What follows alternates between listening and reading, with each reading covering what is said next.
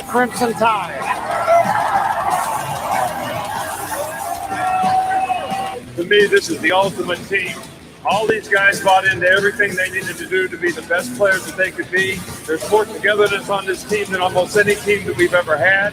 And they had to overcome and persevere so much adversity through this season, and they've done it magnificently. And I'm so proud of this group for what they've been able to accomplish. Undefeated and winning the national championship. Streaming live on YouTube, Twitter, Facebook, and the Tide 100.9 app. Here is your host of Off the Edge, Jacob Harrison.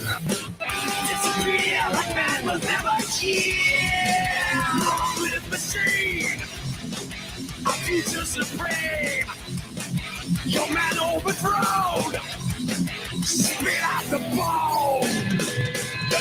Hello there. Good morning. Welcome into Off the Edge Tide 100.9, your home for Alabama Crimson Tide Sports. I am Jacob Harrison. The show, as always, streams live on the Tide 100.9 app. Your best friend is a Crimson Tide fan.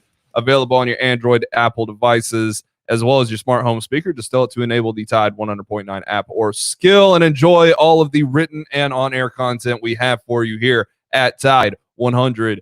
You can also check out the website tide109.com for all the latest news and analysis on your team, as well as the show streams every single day, Monday through Friday, on Facebook, Twitter, and YouTube. Give us a follow, subscribe as well, like us on Twitter, and be sure to share the stream if you enjoy it as well. It's a good way to get the reach out at Off the Edge 109 on all platforms. So at 9:30 today, Texas and Oklahoma put out a joint statement and said that they will not be returning to the Big 12. They, legally are saying, yeah, we'll play out our contracts through 2024, but the feeling very strongly is that may not very well be the case. Today, we also learned of many of the home game activities that will be happening for the Alabama Crimson Tide, as well as an official start date for Alabama practice, which starts on August 6th. We've also learned that Fan Day will not take place again this year. We'll get into some of the things. I have some opinions on Fan Day and what the future is for something like that, because a lot of that has not only to do with COVID-19, but just trying to be safe, I guess, but also with NIL. And there's a lot of hurdles to clear in that regard as well. But how about also naming Tennessee as the homecoming game? One of your biggest rivals is the homecoming game. So all that, we'll get into it here today. Chris Hummer at 11:30, national college football writer for 247 Sports, based out of Austin, Texas. We'll get his thoughts and opinions on what's going on with the Texas Longhorns and the Oklahoma Sooners. Before we get too deep into anything, the show is always brought to you by Alabama Vintage, AlabamaVTG.com, at Alabama VTG on the Instagram account. Best place to follow the store there, because you'll get the first glimpse at the new items that come into stock, and you can place your claim on them, buy them directly from Charlie, order them online at AlabamaVTG.com. You can also check out all of the brand ambassadors, the student athletes that support the show, support the store, by entering their discount codes. You follow the brand ambassadors, you get the discount codes, you send them into Alabama VTG with your order, 15% off. So be sure to go check them out,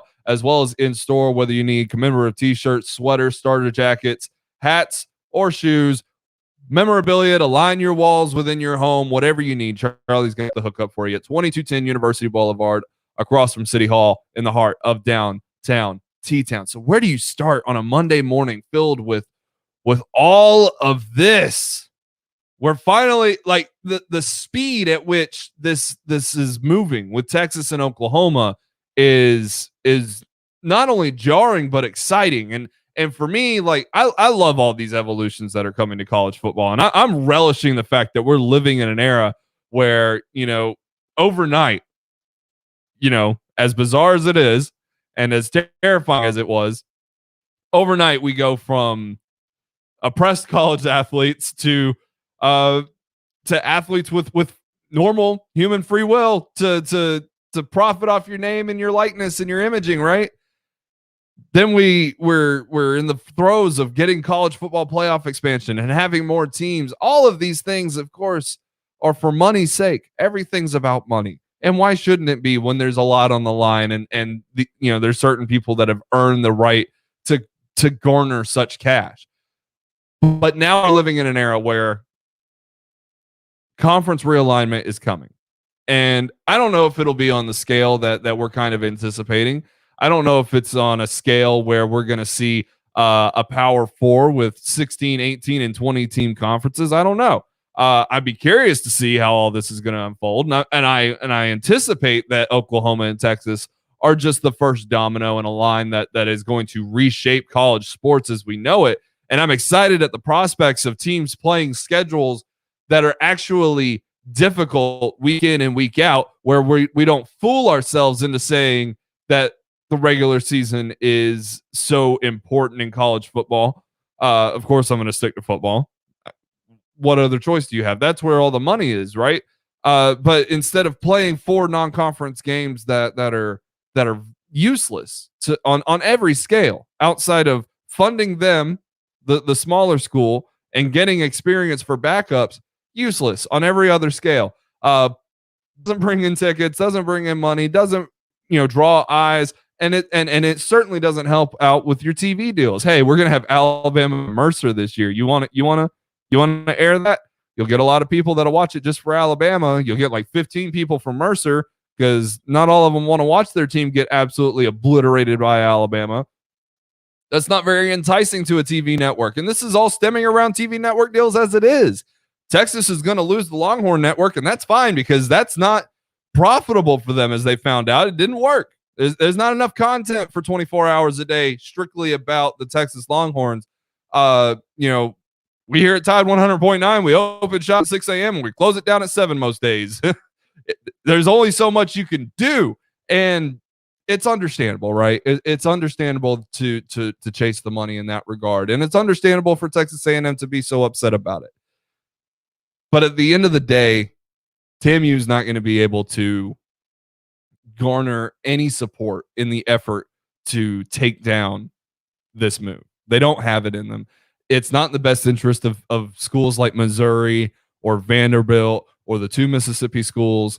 It's out of their best interest to look at Alabama, Florida, Georgia, Auburn, Tennessee, and even to a degree Texas A&M, and say, no, we don't care that this benefits you. We're going to vote no on this. It's not in their best interest because at the end of the day, the money makers are in favor of this because they're saying, yeah, let's make more money. Let's keep going. So when it comes down to it, I'm excited to see how some of these are going to shape out. And one thing that I can't wait to talk with Chris Homer about is the fact that with Texas A&M and Missouri, not a lot of rivalries have formed, right? We anticipated a little bit more out of Texas A&M and LSU. Hasn't really turned into anything. Texas A&M and Alabama sort of exist, but only because Johnny Manziel, had a fourth quarter to remember on his way to a Heisman Trophy, right? So we're in a spot where it's like, oh, well, these rivalries haven't naturally turned themselves out in 10 years. But at the same time, when Texas and Oklahoma come to town, they're instantly rivals with Alabama. Instantly. Yeah.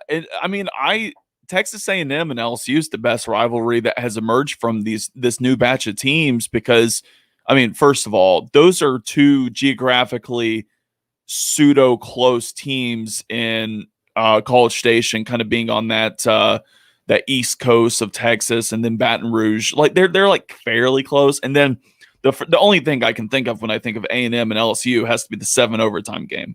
Right. So but also I keep seeing rumors about other teams, Ohio State, wanting or just kind of dipping their toes in a little bit with potentially wanting to join the SEC. I don't think I buy it. I don't know if there's any backing behind it. If that happens, then I don't think it'll happen. But like I said on Saturday Morning Showdown, I didn't think this would happen either. So, well, this isn't the realm of, I buy this, I don't buy that. I buy this, I don't buy that. Because there's a lot of wild reports going on. Because at the end of the day, regardless of how anybody feels about it. Once Texas and Oklahoma said, yeah, we're willing to completely destroy the conference that we built so that we can go somewhere else and make more money and get out ahead of the college football playoff, get out ahead of X, Y, and Z, all these evolutions in college sports. Everybody else has to say the same thing. Ohio State has to make sure that they're in the spot that is best for them. Clemson has to do the same. Notre Dame's got to do the same. All of these top tier programs and every middling Power 5 school has to look and see, are we in the absolute best spot for ourselves right now? And I think at the end of the day, most teams are. You look around, like it's more of a divvying up of the Big 12, which will now be basically the Big 8 after today. You spread them out to the Big 10, the Pac-12, and the SEC the way that you see fit, and then a couple of Group of 5 schools that are permitted to move up, and then you just cut them. You split it off, and you're done, and we move on. I don't see really any other way to go about it, because I mean, you look at Miami and Florida State, Georgia Tech, right? Why would they leave the ACC to join the SEC outside of geography and potential rivalries, the renewing of rivalries for Georgia Tech? It doesn't monetarily make sense, because at some point the SEC would become too oversaturated. So when I look through and I see teams that I'm thinking, well, who would add to the who would add to the SEC? UCF and TCU are two teams that I think of. If you really wanted to get past 16, then I think those two would be good, not because they would compete at the highest level, but because they're both big schools in big markets, and they've proven that they have only been going up for the past 2 decades. And on the other side of that, they'd fit in the middle.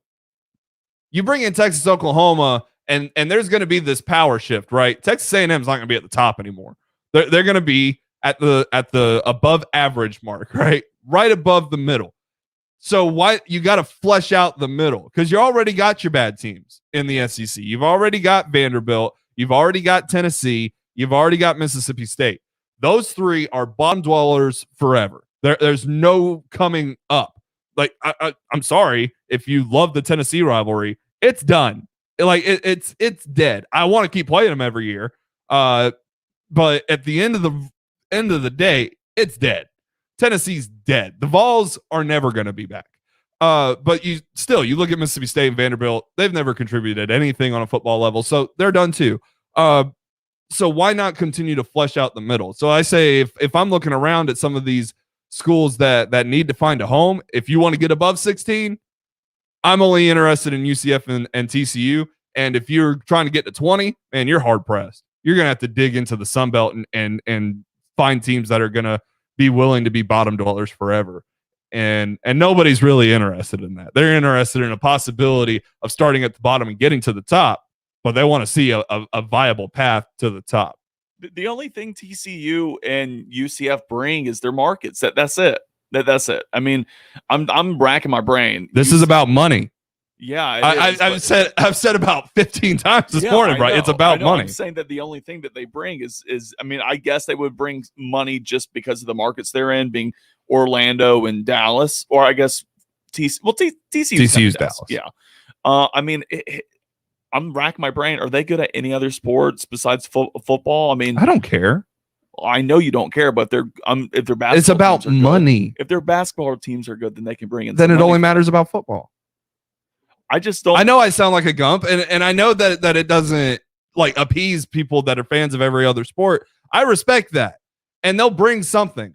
But for even like the biggest softball fans in us, only like the most elite softball fans instantly thought of the fact that Alabama and Oklahoma are going to be playing on the regular once this finally goes through. A lot of other people were like, oh, I didn't think about that. That's pretty awesome. Mason and I were joking that the Big 12 SEC challenge is dead now because the Big 12 is going to dissolve. Well, the Big 12's dead. Yeah, exactly. I'm just saying, like, I always looked forward to during basketball season seeing Alabama play against, good Big 12 schools. Now you just get it in conference. Yeah, that's true. I mean, it works out. I mean, to say that, oh, I look forward to this challenge between conferences is great. But at the same time, like, why, if the opportunity is there to just always have that as an option, you're always going to be playing good competition, then why not? It's not special. Sure it is. When you don't have it currently.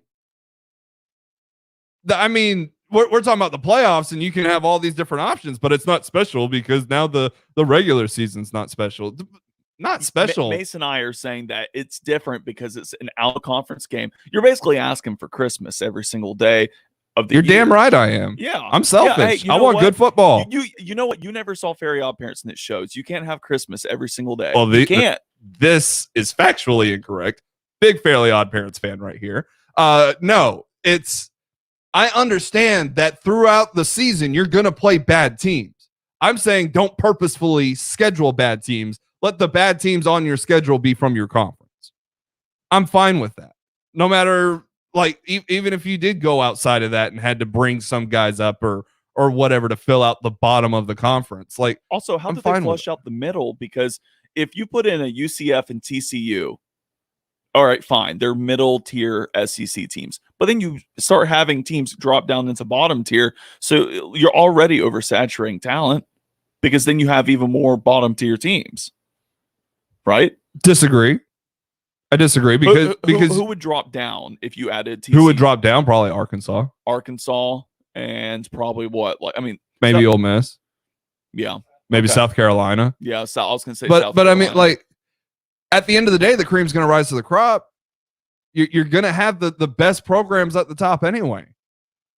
The middle and the bottom is always gonna flesh itself out, and teams will rise and teams will fall. It's not all about, slotting everybody and saying, well, this is where they fit in. I'm saying you can only have so many elite teams before the elite teams are no longer interested in being involved because their prospects and chances of falling are too great, and they don't want those.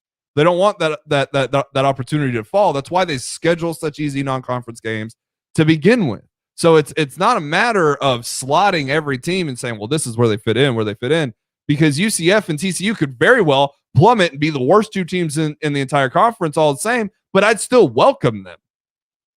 If you were in a position where you had to continue to find ways to grow, what I look at it is, well, these are two brands and two good markets. I know Orlando's not a massive market, but UCF is still the biggest school in the entire state. So it still holds a place and has an argument to be a part of the conference, right? And they've had success in the sport that matters.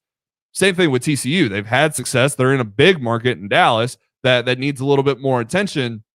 How about making sure that it's not just Texas and Oklahoma that go and play them in Dallas, but also like the Alabama Crimson Tide and the Georgia Bulldogs and the Florida Gators and Ole Miss, and hell, even Tennessee to a degree still draws eyes, even though they're in the basement and never coming out. Like, I'm not saying like I need UCF and TCU. I'm just saying if I had to pick two schools, I'm going to be reasonable about it. Ohio State's not coming. Clemson's not coming. And I'm not saying that Waco's like the smallest market in the world. But they bring a lot of good sports. Women's basketball, men's basketball. They're pretty good at football sometimes. I just think that overall they have a very sound athletic university.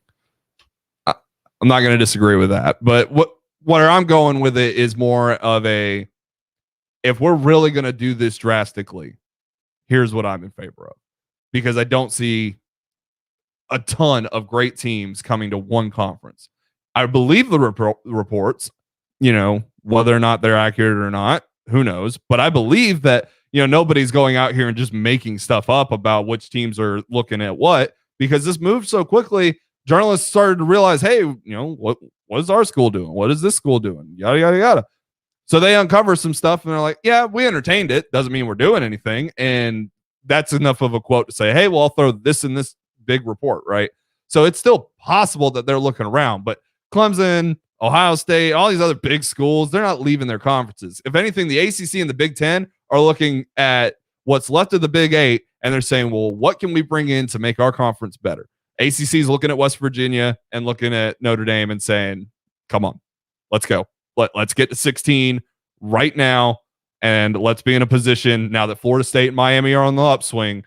let's get in a position to start making some money for ourselves and having some good competition within this conference so that we don't look like fools against the SEC. Pac-12's doing the same thing, looking at this Big 8 and seeing which teams fit with them. The Big 10 looking at Oklahoma State and some of these other schools and saying, who's going to help us make more money? We'll take a break. We'll come back. I've heard the name Deshaun Watson a lot. So I've got a thought, if he's got to go somewhere, why do two teams that already have starting quarterbacks constantly come up in conversation? It just so happens that both those teams have former Alabama Crimson Tide players as their starting quarterbacks. We'll discuss that and more here on Off the Edge. Tide 100.9, your home for Alabama sports. Before the action begins, make sure your bets are in. Every hit. This ball is crushed. Every point. Who are they giving to? Touchdown! Sportsbook at Golden Moon Casino revolutionizes the fan experience. On your phone, casino kiosk, at the Timeout Lounge. Don't just be a fan. Be a player. Be a winner. Get to Sportsbook at Golden Moon Casino. We're not just fans. We're here to play. The morning rush can be a beautiful thing. With the right granola bar, that is. Take a moment and take in the outdoors with Nature Valley Crunchy Bars. Diabetes, high blood pressure, anxiety meds, everyone's on them. If you're a 50-year-old male, maybe a bit porky, and you may even have type 2 diabetes, $1 million of term insurance may only cost you about $200 a month. Call Term Provider. Speak with Big Lou at 800-777-1225. Big Lou will find a term life policy for you even if you have type 2 diabetes, are overweight, or have high blood pressure. Term Provider has helped thousands of people like you who think they can't afford term life insurance. To buy $1 million of affordable term life for you, all you need to do is call Big Lou at 800-777-1225. Lou will make sure the scales are tipped in your favor. Call 800-777-1225. Big Lou will answer your call and work to fit you into a term life policy that you can afford. Remember, Big Lou's like you. He's on meds, too. Call 800-777-1225. 800-777-1225. Tide 100.9 Tuscaloosa weather. Partly sunny and hot today with a few showers and storms developing during the heat of the day. Highs near 94. Tomorrow, partly sunny and continued hot. A few showers and storms likely during the afternoon hours yet again. Highs near 93. I'm meteorologist JP Span on Tide 100.9. It's 89 degrees in Tuscaloosa. Follow Off the Edge on Facebook, Twitter, and YouTube for live streams and instant analysis. Off the Edge with Jacob Harrison continues.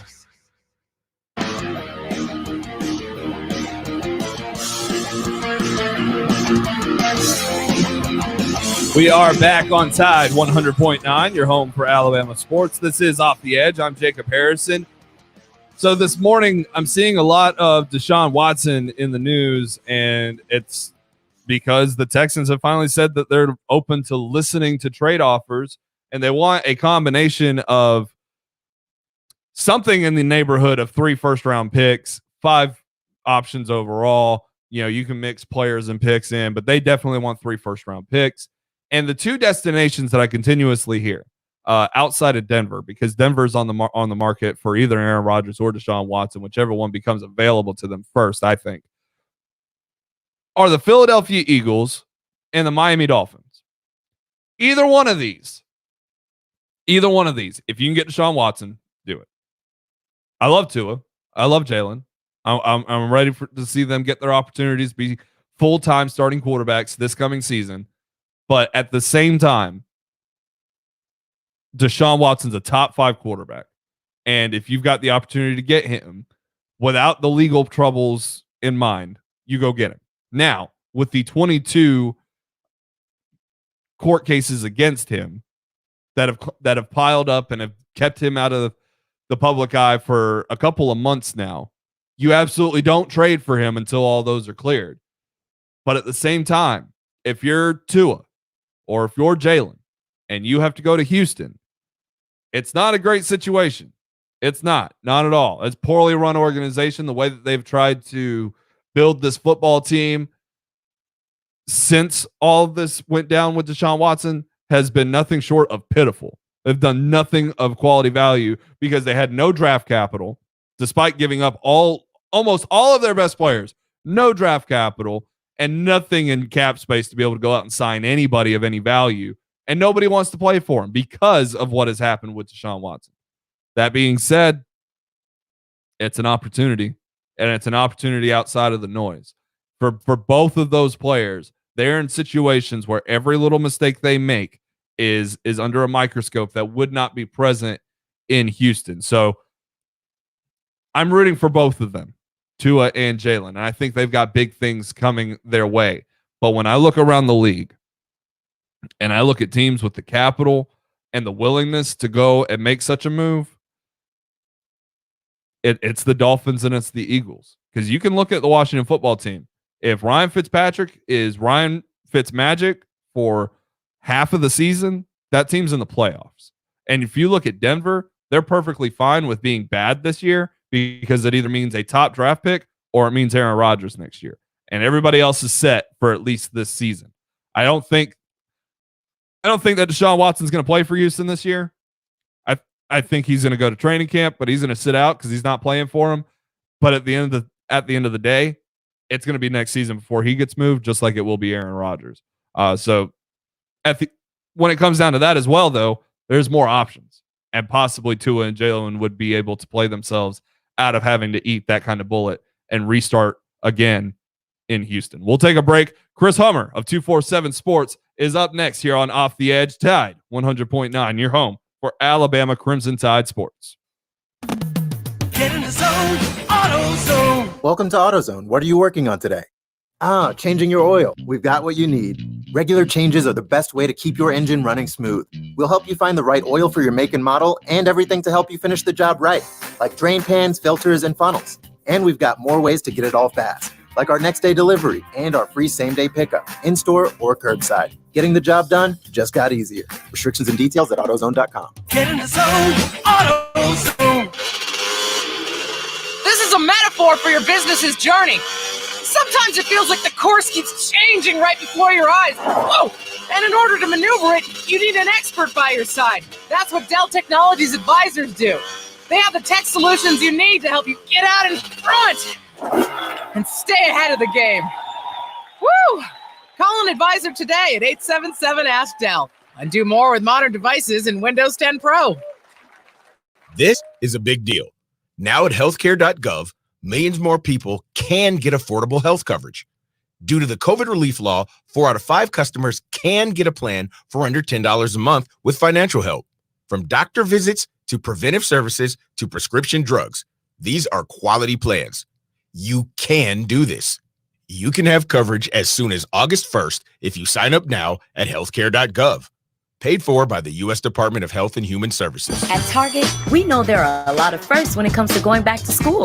First impressions, first chapters, first day photos. So with easy and safe ways to shop like order pickup, drive up, and school list assist, make Target your first stop back to school. You're listening to Off the Edge on Tide 100.9.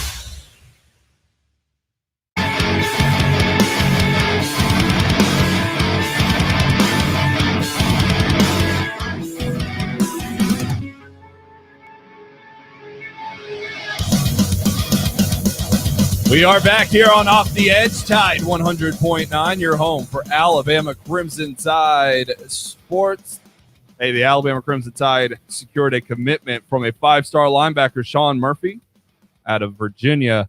Over the weekend, you can read about it, Tide109.com. Right now, though, we go out to Austin, Texas, to speak with our man, Chris Hummer of 247 Sports, National College Football writer. Got the lowdown here on Texas and Oklahoma potentially joining the SEC today. They did announce they will be leaving the Big 12, though. Chris, welcome into the show, man. How are you doing this morning? Doing great. Nothing going on in college football, so I appreciate you having me on just to shoot the crap. No doubt. It is very quiet Monday morning on all fronts, all sports. No, nonetheless, this is quickly moved. Like it's almost blinding how fast it's moved since SEC Media Days, middle of last week, just before Jimbo Fisher gets to the podium. We hear about Texas and OU have been in talks with the SEC for an undisclosed amount of time. And now the Monday after, they're going to leave the Big 12. Now they're saying that they're going to, play out the TV contracts and those sorts of things until 2024. But we know that this is something that they do want to do rather quickly. But is that going to be something that we can anticipate? Will they have to wait, or are they going to be able to move quickly into the SEC? I mean, I think a little bit of that is left up in the air, but I think the intentions from Texas and Oklahoma are to move as quickly as possible. I've used this metaphor a lot, but I don't think anybody wants to live with their ex for 4 years in the same apartment just because you signed a long-term lease. And given that the other party as well, which is the Big 12 and their teams want to move on, I would be very surprised if this stretches into 2025. I think Texas and Oklahoma saying they're willing to stay is more of a negotiation tactic than anything. I've been saying this. I would fully expect Texas and Oklahoma to be in the SEC in 2022 or 2023, just kind of based on the timeline. It's very difficult for me to imagine that Texas and Oklahoma are members of the Big 12 all the way through 2024. It does not seem feasible. And I know officials at both of those schools do not want that to happen. No doubt about it. What's kind of been the feelings with the fan bases, though? It's kind of jarring to go from the two elite programs in a conference to joining a conference that is slot full of elite programs. I think in general, most people, at least I live in Austin, so most people around here are excited. It is a big upgrade to have, let's say, Tennessee and South Carolina come in as in-conference opponents at DKR than it would be to have Kansas and Kansas State. No question about that from a branding perspective, from an exciting football perspective. It is an upgrade. I think people are probably a little nervous about competitiveness, but Texas's problem, I should put it this way. Texas recruits well enough, even when it's struggling to compete with the best of the best. It's been a matter of finding the right coach and finding the right staff to kind of put everything together. So if Steve Sarkisian is that guy, Texas is going to win, or maybe not Alabama level of win, but Texas will win in the SEC to the point where it could reach the college football playoff. So will Oklahoma, based on what we've seen. But the path does get more difficult. So I think there's a bit of nervousness about that. But generally, I think people are excited. I think you're going to have some melancholy as well. I think this signals a shift in college athletics that we're probably not going to come back from. But overall, I think people around here are pretty pumped that they're going to be a part of what is unquestionably, now that you had Texas and Oklahoma, the best conference in America. When we talk about Texas coming to the SEC, a lot of times the recruiting battle with A&M and Alabama is something that is brought up. That's not so much the case, I feel, over the past 4 or 5 days with Oklahoma. But at the end of the day, we know that this has a lot to do with money. But how big of a role is it with recruiting and going into recruits' homes, going into cities in Texas, football stadiums on Friday nights with SEC logos next to brands for Oklahoma and Texas? How much of a role does that play into this move, just as well as big fat TV contracts? Yeah, recruiting is going to be a big deal. I think Texas and Oklahoma have both recruited really well in the Big 12.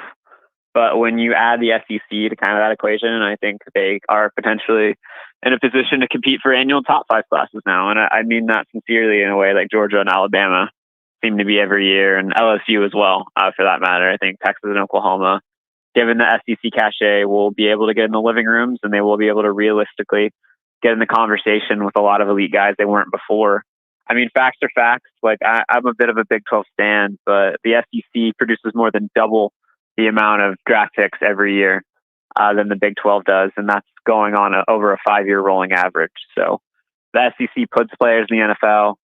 The SEC puts more first-round draft picks in the NFL than any other conference, and it's a huge advantage for teams to recruit to that. Now you have to win. Like, that's the problem for Texas, and I'd be curious to see what happens if Texas doesn't win right away, and they're having a fight with some of the SEC powers from these top guys. But if things are going well, it's unquestionably a big boost.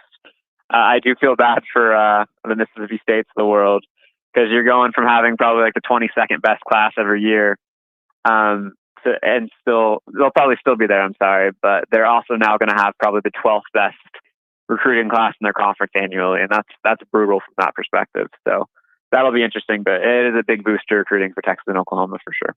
Yeah, it's going to be rough on these bottom dwellers in the football side of things for many of these programs in the SEC. But at the end of the day, it's still the SEC's best interest to bring these schools in and have them as a part of their TV contracts. All the money that is going to come to the SEC because of this one move, and we know that it's not something that Texas A&M is crazy about. And even if the Mississippi schools aren't crazy about it, or Vanderbilt, or Tennessee, or Missouri, or whoever.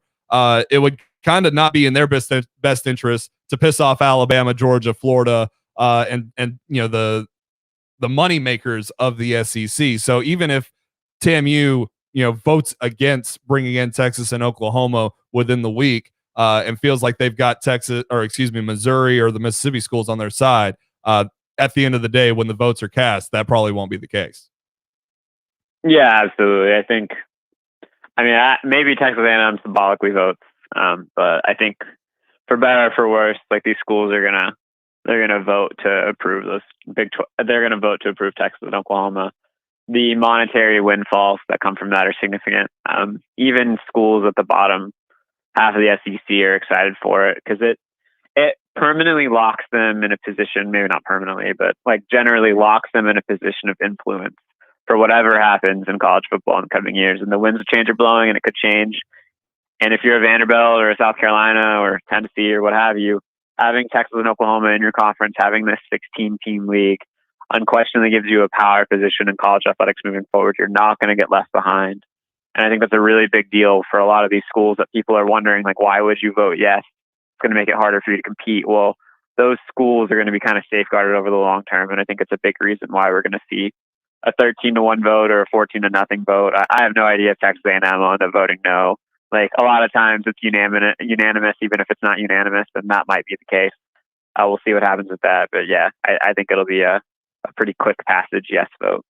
Talking to Chris Hummer of 247 Sports, a national college football writer right here on Tide 100.9, your home for Alabama Crimson Tide Sports. I'm Jacob Harrison. This is Off the Edge. So the division realignment is something that is concerning to a lot of fans. They want to preserve the rivalries, but they want to make sure they can get in and play the new schools as well. It's something that's been a topic of discussion for a long time. Nick Saban's in favor of having more conference games. And I know personally for me, I'd love to be able to play every school home and away within a 4-year period. It's good for the athletes. It's good for the fans. It's good for competition's sake as well. But whether it's these pods or it's shifting Alabama and Auburn to the east, this is something that is really weighing on the minds of Alabama fans. I know. What do you see kind of happening in that way with the division realignments within the SEC with the additions of Texas and Oklahoma? On that front, like I would be guessing just as much as any people. I would hope we would go to a pod system, frankly, because I think 8-team divisions is a little much. Because then as you said, you're probably only going to play the other teams in the other conferences once every 7 years, which is kind of crazy to me. So I think a pod system is necessary to rotate teams. That way, every team can play home and away within a 5-year period or 4-year period, as you said. Like, I think it's really bad for college football, and it's really bad for the conference to be in the same conference as another team and only host them once every 12 years. I don't think Georgia's scheduled to go to Texas A&M until 2032 or something crazy like that. That's ridiculous. They're in the same conference and they've never A&M has never hosted Georgia. So that's wild to me. And I would hope whatever the system is, that is addressed. Personally, I would love to see the SEC play 9 conference games. I'm sure it will not. I'm sure these teams want to have 3 or 4 free wins a season, given how competitive the league is going to be. But with that many marquee teams playing each other every year in the same league, I would love for them to play each other more frequently. But I get the feeling that probably is not going to happen, given our history with that in the SEC. But yeah, I would love to see pods, and I would love to see a 9-game conference schedule. I'm right there with you. The more I see the pods, I mean, you do want to make sure that you can geographically make it make sense and make sure that there's competition on all of them, because it's still going to be kind of difficult to figure out who's going to be your representation, in Atlanta every year for the SEC championship as well. But I think it will breed better competition as well. But when we're looking at the rivalry standpoint, you mentioned, the way the schedules have been divvied up, it's impossible for a rivalry to happen between A&M and Georgia when you look at that. But we've seen a little bit of a rivalry grow between Alabama and A&M. We haven't seen much rivalry growth at all for Missouri. I mean, oftentimes if you're tasked with naming all the teams in the SEC, Missouri sometimes the last one anybody thinks of, oftentimes forgets. But Texas and Oklahoma shouldn't have that same type of problem coming in. The A&M rivalry between Texas will certainly only be fueled even more so now. Natural rivalries with Alabama and so on and so forth. At the very least, this move is good on that forefront with the regional aspects of rivalries. We're going to get to see some brand new ones with OU and Texas headed to the SEC, don't you think? Yeah, it'll be cool. I'm a product of the Big 12, so I'll certainly miss seeing Texas play TCU and Texas Tech every year, but it is undoubtedly exciting to potentially have Texas playing Arkansas and A&M every year. It'll be really interesting to see the first time Texas faces Tennessee for that the title of the real UT. It'll be cool to see Oklahoma in the same conference as Missouri again. It'll be cool to see Oklahoma play Alabama. Like it'll be really cool for the sport. Like it'll be awesome to see these kind of big brands clashing and these rivalries kind of established. Texas A&M and LSU weren't rivals 10 years ago, and it did take a little while, but it really does feel like those two teams hate each other now, and it often results in fun football. And I'm excited to see what sprouts from that in the SEC and whatever new form that takes, be it pods or divisions. I don't think it'll be really healthy for the sport. I think rivalries are the best part about college football. Regional intensities are the best part about college football, and if we can stoke some of that in the newly formed SEC, I'd be really excited. You've talked about being a Big 12 stan, and it's probably just not going to exist anymore. It's practically down to the Big 8 now, and a lot of these schools are trying to figure out what direction they need to go in. What's next for what remains of the Big 12? It's going to be either get eaten or eat some other leagues. That's the only way to really do it. I know for a fact some Big 12 schools right now are having conversations with other leagues. If Texas and Oklahoma showed the Big 12 anything, it's kind of everybody for themselves. This was kind of done in the dark and left a lot of Big 12 schools hanging for the best interest of Texas and Oklahoma specifically. So I think everybody from Iowa State to Baylor to TCU to Texas Tech and every other school in the Big 12 is going to have to do what's best for themselves. It's up to the Big 12 and Bob Bowlesby to aggressively try to add teams. That's the only way the Big 12 is currently constructed is going to survive. You have to reach out to the UCF, the Houstons, the Cincinnatis, the Colorado States. I'm probably missing some schools of the world. Like you have to bring more schools in your Big 12 footprint. You have to make your league competitive because right now the Big 12 without Texas and Oklahoma is far more of a Group of Five conference than it is a Power Five conference. I would argue the Big 12 without Texas and Oklahoma might be weaker than the American Athletic Conference right now. So the Big 12 is bleeding, and if it doesn't act quickly, I get the feeling it'll get pulled apart and kind of die. I have no idea if that'll happen. The Big 12, I think, from a revenue distribution standpoint, over the short term is still in a pretty strong position for what it can pay out to new members. If you add new members to that group, I think it's still an attractive option, even without Texas and Oklahoma television providers. I think it'll be pretty clearly the fifth strongest league in the country, even if you add UCF, Houston, SMU, Cincinnati. But it'll be a competitive league and an attractive league for television providers because live sports rights still matter. So I don't necessarily think the Big 12 is dead, but it's going to have to act very quickly if it hopes to survive. No doubt. Now, I'm kind of interested in seeing if they go that route. I know we've seen plenty of mock-ups, but I'd be interested to see if bringing in some of the top Power Five, Group of Five schools to flesh out and catch up would be an interesting way to kind of operate as the Power Five's American Conference, where it's stretched across the country, but it's some of the best programs that haven't really gotten an opportunity to look. And with the expansion of the playoffs coming up, it provides excellent opportunities for all those schools. But Chris, when we look at what the state of evolution that we're in with college sports right now, with the college football playoff expansion on the horizon, with NIL taking shape, all these sorts of things kind of lend themselves into why Texas and OU started their conversations with the SEC. But is it still kind of that domino effect scenario for the rest of the college football world, the college sports world, or do we see it being a little bit more tame than we anticipate? I think I'm unsure of what it'll look like. I don't think we're going to have super conferences during this round of realignment, but I do think we're angling towards that eventually. I do think we'll see some movement. I don't think we're going to see drastic movement from leagues like the ACC. The ACC's television contract is almost written to a point where it's prohibitive to add new teams just because of how long the contract goes for. And by adding new teams, you're essentially taking money out of other schools' pockets unless you're adding a Notre Dame or somebody that could really add potential revenue streams. So that'll be interesting. I would be surprised if the Big Ten and the Pac-12 didn't get a little bigger or had some sort of not a merger between the two. I would just be surprised if there wasn't some movement there. But I do think it's going to be disruptive for the group of 5 conferences that always is as teams look to move up. So from that perspective, I think it could look a little different. I don't have any bold predictions or anything like that. It's still really early in this process, but I don't think it's going to be earth-shattering realignment, at least more so than Texas and Oklahoma, the SEC, which is pretty earth-shattering. It's the biggest piece of realignment news we've had since maybe Miami leaving the Big East for the AAC or the ACC. So it'll be interesting to follow. But yeah, it'll be fun. No doubt about that. We're going to have a lot of fun watching the evolution of college football, for better or for worse. But I think a lot of this is for the better. At Chris_Hummer, national college football writer for 247 Sports. Chris, man, I always appreciate it when you hop on with us. Now with Texas and Oklahoma joining, though, the rivalry begins very, very soon. We appreciate it, man. Yeah, absolutely. Anytime. Thanks so much. Chris Hummer, 247 Sports. We'll take a break. We'll come back, close down the show here on Tide 100.9, your home for Alabama sports.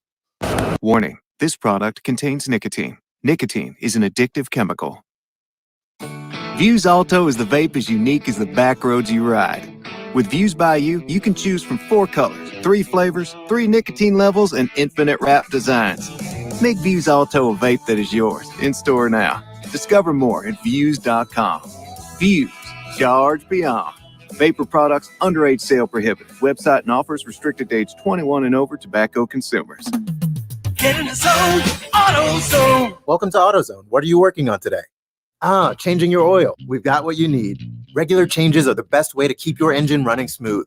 We'll help you find the right oil for your make and model and everything to help you finish the job right, like drain pans, filters, and funnels. And we've got more ways to get it all fast, like our next day delivery and our free same-day pickup, in-store or curbside. Getting the job done just got easier. Restrictions and details at AutoZone.com. Get in the zone, AutoZone. At Target, we know there are a lot of firsts when it comes to going back to school. First impressions, first chapters, first day photos. So with easy and safe ways to shop like Order Pickup, Drive Up, and School List Assist, make Target your first stop back to school. This is a metaphor for your business's journey. Sometimes it feels like the course keeps changing right before your eyes. Whoa! And in order to maneuver it, you need an expert by your side. That's what Dell Technologies advisors do. They have the tech solutions you need to help you get out in front and stay ahead of the game. Woo! Call an advisor today at 877-ASK-DELL and do more with modern devices in Windows 10 Pro. Tide 100.9 Tuscaloosa weather. Partly sunny and hot today with a few showers and storms developing during the heat of the day. Highs near 94. Tomorrow, partly sunny and continued hot. A few showers and storms likely during the afternoon hours yet again. Highs near 93. I'm meteorologist JP Span on Tide 100.9. It's 90 degrees in Tuscaloosa. You're listening to Off the Edge on Tide 100.9.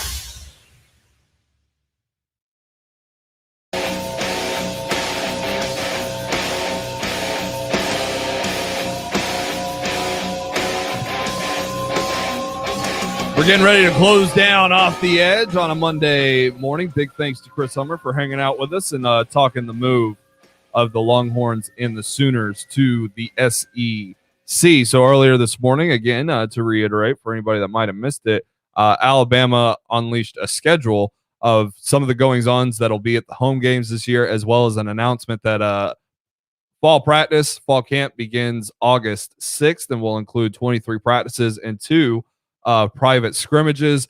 Alabama has also canceled Fan Day and set the Tennessee game as the homecoming this year. A little bit on Fan Day. I think it'll come back in a year or two, to be honest. But if it does, it's not going to be remotely the same. You have to understand these players have value, and for them to decide whether or not to charge for an autograph, that's solely up to them. I know you can catch people on the street and be like, "Hey man, I know you're famous. Can I have your autograph?" And they might sign it. But they'd really rather be able to, sell it to you. It's just more of a nuisance to have to do that sort of thing, right? Now the running of the Gumps, I know that's something that some people love, other people think it's just funny, and that's something to enjoy out of it. That's all great and well too. I don't know that can ever be a part of it either, because of that very fact. It's going to have to be organized in some form of fashion. But even then, like when you look at the NIL rules, how much would they be able to do with everything having a script A on it? So you really, at the end of the day, are in a spot where you may have had to lose this one thing. That being said, it's not like you can't get memorabilia from these players somewhere. Many of them have their own brands now, or have a website where you can go purchase things that have their likeness on them, and those sorts of things. And those opportunities are only going to grow with time as we continue to expand into this realm, and players are able to take advantage of other opportunities. Now, as far as the homecoming game being against Tennessee, now, first of all, I don't care about homecoming. It's really just a way to tell your opponent, we're going to beat you by 60. Outside of that, I don't care anything else about it. But the Tennessee aspect of it is to prove it's okay to have bad rivals, right? It's okay to have a rivalry where one side's the nail and the other's the hammer. You look at Texas and Texas A&M's rivalry. That's a heated rivalry, and it's about to get even hotter once Texas joins. But Texas is something like 75-37 over Texas A&M. Like LSU and Arkansas, technically there's a rivalry there. And LSU is dominant in that rivalry.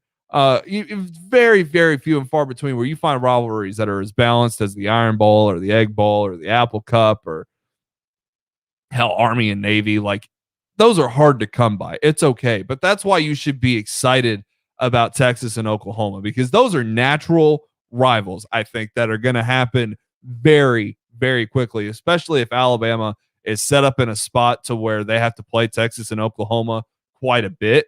They're going to be able to really dive into what I think will be a very exciting rivalry, adds to the season as well. Especially, think about that. Like, for me and for the competition of Alabama sports, a season where you still play the big four opponents, right? Where you still play Texas A&M, you still play LSU, you still play Auburn, and you can switch between Ole Miss and Tennessee, I guess, depending on how long Lane Kiffin's there and if Tennessee ever comes back, I guess.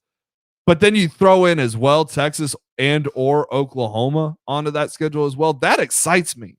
That's good football. A lot of people, too many people look at that and say, oh, it's another opportunity to lose. So we ain't here to look at opportunities to lose. I look at opportunities to win. First of all, that's a big game to go out there and win. You want big victories on your schedule. So A, nobody can come after your title and say, oh, it's a Mickey Mouse title and all that bull crap. And B, because it hardens your players. Look at basketball last year. Look at how difficult of a schedule Nate Oates put his players through and how rough that team looked at the beginning of the season. It's easy to forget, but because of the way that they finished the season, which was hard-nosed and prepared, they were ready for everything that came at them. That's what you want in a regular season. You need peaks and valleys. You need room to grow so that you can come through. If anything, last year, COVID, the situation was the valley itself for Alabama, but so was almost losing to Ole Miss or struggling against Ole Miss is what I should say, or struggling a little bit with Florida. Those sorts of things, that creates the character that you need to beat whoever it is in a national championship setting, in a playoff setting. You need those sorts of things to grow. Not everything is full frontal dominance. It doesn't work that way in the real world of sports. Hey, it's been a Monday. Man, it has been a Monday. We'll be back tomorrow on Tuesday. Continue to break down all the latest news in college football, college sports, and the best analysis on your Alabama Crimson Tide. We're just a few short days away from training camp getting underway for the Crimson Tide as well. Football is right around the corner. Jay Barker Show comes up next from 12 to 2. Ryan Fowler's got you from 2 to 6. Tide tonight from 6 to 7. I'll be back tomorrow at 11 a.m. for more Off the Edge here on Tide 100.9, your home for Alabama Crimson Tide Sports.